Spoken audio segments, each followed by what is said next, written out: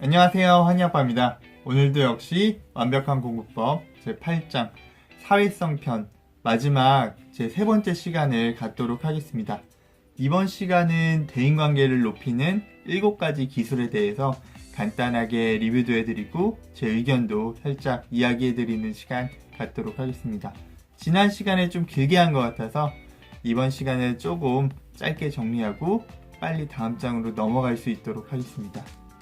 대인관계의 기본은 지난 시간에 말씀드렸다시피 공감에서부터 시작된다고 제가 전달을 드렸고요. 그렇다면은 앞으로 대인관계 수준을 높이는 7가지 디테일한 기술에 대해서 설명을 해드리도록 하겠습니다. 우선은 첫 번째는 일관성입니다. 일관성이 만약에 없다면은 긍정적인 관계와 부정적인 관계가 이제 쉽게 바뀐다는 뜻이겠죠. 이러한 것을 이제 양면적인 관계라고 하는데요. 양면적인 관계가 많은 사람일수록 스트레스 지수, 우울증, 삶에 대한 불만이 상대적으로 매우 크다고 합니다. 사람이 어느 한쪽 방향으로 일정하게 관계가 유지될 경우 부정적이던 긍정적이던 간에 이제 쉽게 익숙해져 버리고 금방 적응을 하게 됩니다. 사람이라면은 누군가 이제 반복적인 패턴에는 적응을 하기 마련이죠. 여러분들 혹시 남자분들은 군대 아마 다녀오셨던 분들은 아실 거예요. 이 환경이라는 게 정말 무섭죠. 정말 군대 가기 전에는 어떻게 내가 군 생활을 하지라고 생각을 하겠지만 막상 가보면은 이 환경에 맞춰서 사람이 생활을 하게 되고 심지어 그 생활 안에서 또 소소한 즐거움까지 찾기 마련입니다. 여러분들 군대 다녀오신 남자분들은 지극히 공감하시리라고 믿고요. 어쨌든 이런 환경이던 사람이던 간에 한쪽 방면으로 지속되다 보면은 금세 익숙해지기 때문에 큰 스트레스는 없습니다. 하지만 양면적인 관계는 상대방을 매우 피곤하게 하죠. 어떻게 나올지 모르는 사람을 한번 떠올려 볼까요? 내가 이제 어떠한 행동을 했을 때 상대방이 다음 행동이 어떤 반응일지 정말 예측하지 못하는 캐릭터가 있다고 생각을 하면은 정말 그 사람한테 말 자체를 걸지 않을 것 같아요. 여러분도 그렇지 않나요? 정말 조울증이라고 하나요, 이거를?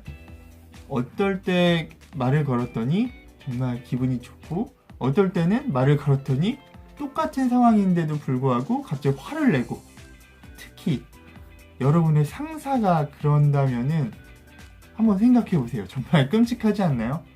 여러분이 똑같은 퀄리티의 보고서를 작성해서 어느 날 보고를 했더니 정말 밝게 웃으면서 잘했다고 칭찬을 하고 넘어갔어요. 하지만 다음번에 오히려 이번에 좀 더 열심히 해서 잘한 것 같은데 갑자기 보고를 했더니 굉장히 화를 내면서 꾸중을 합니다.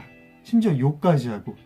그러면은 여러분은 그 상사를 믿고 전적으로 따를 수 있겠습니까? 당연히 아니죠.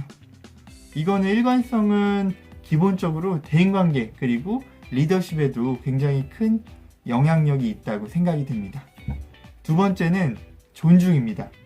만약 회사 생활을 하고 계신다면은 상대방에 대한 진정한 존중이 있을 때 비로소 이제 하나의 그룹, 하나의 이제 조직이 형성되고 업무 생산성, 업무 몰입도 또한 높아질 수 있습니다.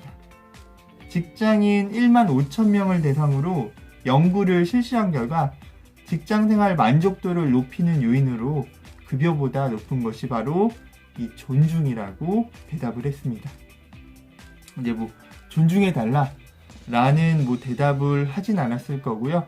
이제 인정을 받고 싶고, 존중이라는 거는 이제 다른 말로 표현하자면은 내게 자율과 권한을 준다는 건데 많은 회사들은 그렇지 못하다는 반증이죠. 그리고 이제 세 번째는 경청입니다. 공감하는 능력과 어떻게 보면은 일맥상통하고 이어지는 부분이기도 합니다. 공감을 기본 바탕으로 진실하게 경청하는 능력이 결합된 인물일수록 동료들에게 신망을 얻는다는 연구 결과가 있습니다. 이거는 뭐 당연한 이야기죠. 또한 경청을 잘하는 사람들은 커뮤니케이션 능력이 이제 압도적으로 높다고 하고요. 상대방에 대해서 적극적인 자세를 취한다고 합니다. 경청하면은 고개를 끄덕이거나 상대방의 눈을 응시하거나 아니면은 상대방 쪽으로 몸을 다가간다든지 하는 행동들이 대표적인 경청에 대한 스킬이라고 생각이 되는데요. 하지만 이러한 행동들이 부자연스럽게 내가 그냥 의식해서 하는 게 아니고 자연스럽게 상대방 말을 공감하고 경청하면서 의식하지 않은 상태로 나오도록 하는 게 진정한 경청이고 공감이라고 생각이 듭니다. 상대방으로 하여금 저 사람이 내 말에 귀를 기울이고 있구나 라는 생각이 들어야 된다고 생각이 됩니다. 네 번째는 조언입니다. 조언을 구하는데 두려움이 없는 사람일수록 회사 생활을 하면서 임원으로 승진할 기회가 높다고 합니다. 이게 무슨 말이냐 하면은 실제로 미국 산업과 서비스 부문 350개 대기업 경영진을 대상으로 어떻게 임원이 되었는지, 어떻게 그 자리까지 올라갈 수 있었는지를 연구해 봤습니다.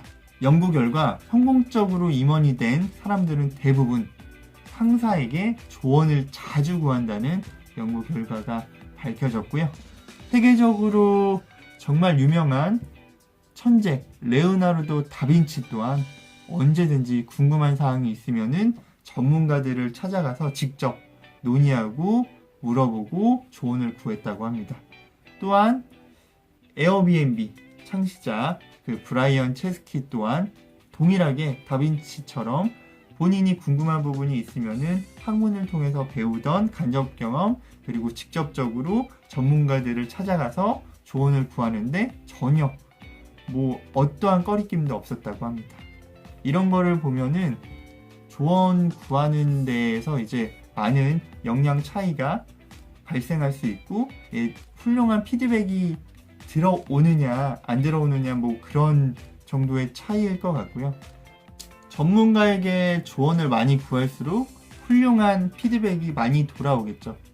물론 첫 번째로 조언을 구한다는 것 자체가 궁금증을 가지고 있고 내 안에 이걸 어떻게 이 문제를 풀어볼까라는 생각이 항상 박혀 있어야 된다고 생각이 들고요.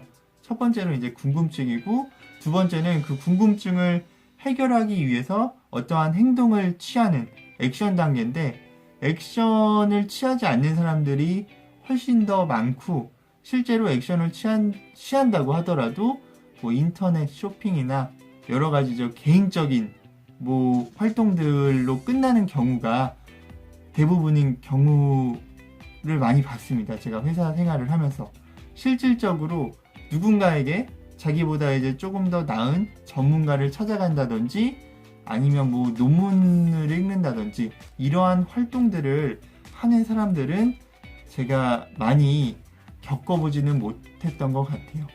저 또한 신입사원 때 저는 어떻게 보면 좀 운이 좋아서 제가 질문을 했을 때 돌아오는 피드백이 굉장히 퀄리티가 높았고 굉장히 즉각적이고 적극적인 피드백을 제가 받아와서 이 피드백을 받아오니까 저도 이제 조금 더 자신감에 차서 또 다른 질문을 하고 이러한 멘토-멘티 관계가 이루어지면서 빠른 성장을 남들보다 조금 더 빠른 성장을 할 수 있었다고 생각이 들고요.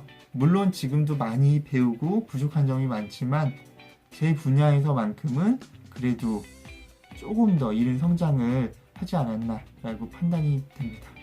다섯 번째는 겸손인데요. 한 연구 결과에 따르면은 지위가 낮은 사람일수록 다른 사람의 관점에서 이제 생각하는 능력이 굉장히 뛰어나다고 합니다. 즉, 자신이 겸손하다고 생각하는 사람일수록 타인에 대한 공감 능력이 굉장히 높다는 것이죠. 그리고 추가로 한 가지 또 얘기하자면은 여러분이 회사 생활을 하거나 아니면은 친구 관계도 좋고요. 여러 가지 사회적인 인간관계를 통틀어서 보면은 겸손하지 않은 사람은 자주 만나고 지속적인 관계를 유지하고 싶지가 않습니다.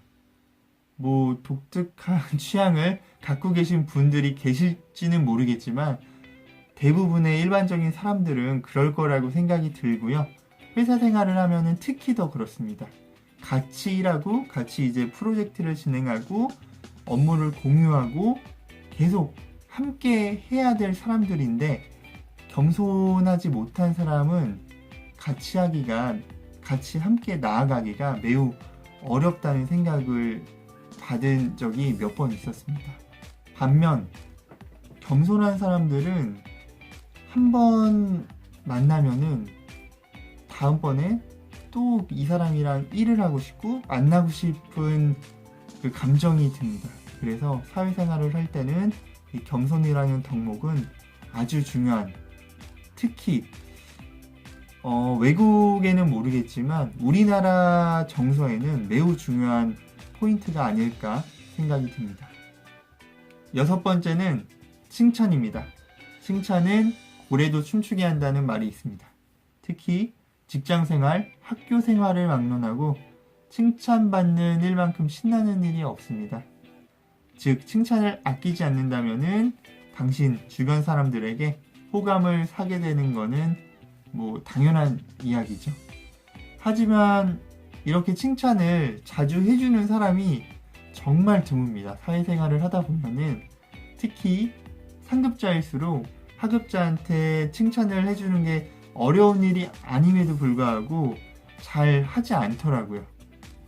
저는 뭐 중간 정도 관리자의 역할을 하고 있지만 저도 하루에 한 번씩 제 부하 직원들한테 칭찬을 해야지라고 마음을 먹지만 실질적으로 제 기준이 바라보는 기준 자체가 제 기준으로 바라보면은 부하 직원들한테 칭찬을 할 게 없거든요. 그렇지만 그 부하 직원들 기준으로 바라봤을 때 칭찬할 거리가 생기더라고요. 여러분들도 혹시라도 저처럼 부하 직원들을 칭찬하지 못하고 계시는 분들 또 리더분들이 계시다면은 반드시 본인 기준으로 생각하지 마시고 상대방의 기준으로 바라봤을 때 이 사람이 본인의 능력에 비해서 어떤 부분을 잘했고 못했고를 판단해 주시고 그리고 그 사람이 부족한 부분을 제외하고 잘한 부분만 칭찬을 하면은 될 것 같습니다. 다시 이제 넘어가면은 책으로 심지어 이제 진심이 아닌 칭찬을 했더라도 상대방은 기분이 좋아질 수밖에 없다고 합니다. 뇌 속으로 이게 어쩔 수 없는 반응이라고 합니다. 한 실험에서 칭찬에 대한 연구를 진행을 했는데 사실이 아닌 거짓 칭찬을 이제 의식적인 정말 거짓 칭찬을 했음에도 불구하고 칭찬받은 사람은 굉장히 좋아했고 그 칭찬해준 사람한테 호감을 표했다고 합니다. 그러니까 여러분들도 직장에서 부하 직원들 그리고 상사, 동료 또는 학교에서 친구들한테 칭찬을 한마디씩 해줌으로써 사회적인 관계를 좀 더 원활하게 유지해보는 것도 좋은 방법일 것 같습니다. 마지막 7번째는 실수입니다.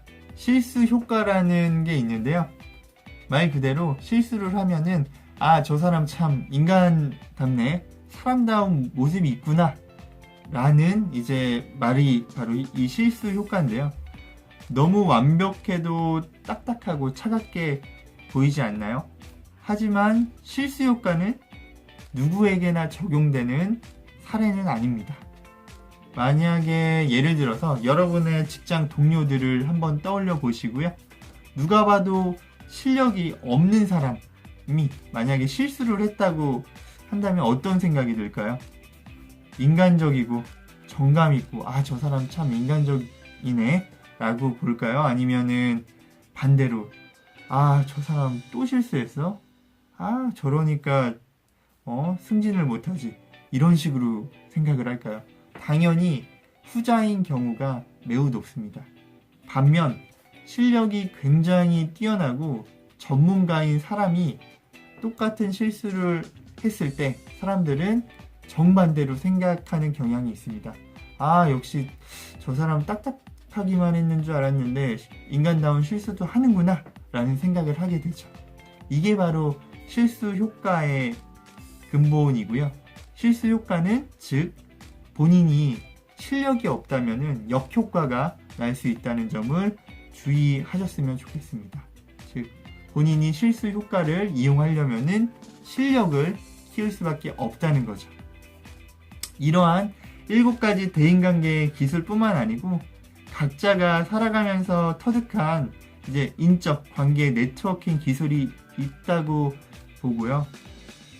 다만 마지막 실수 효과에서라도 설명한 내용과 같이 어떠한 인간관계를 형성하더라도 결국 내 실력에 따라서 인간관계 레벨이 달라질 수밖에 없다는 것입니다. 즉, 우리는 공부를 통해서 실력 향상을 이제 도모해야 하고요. 훌륭한 인적 네트워킹을 구축하는 이제 미래로 나아가셨으면 좋겠습니다. 저 또한 지속적으로 공부를 해서 훌륭한 인적 관계를 유지하도록 노력할 거고요. 이 실수 효과를 적용할 수 있도록 꾸준히 노력하는 사람이 되도록 하겠습니다.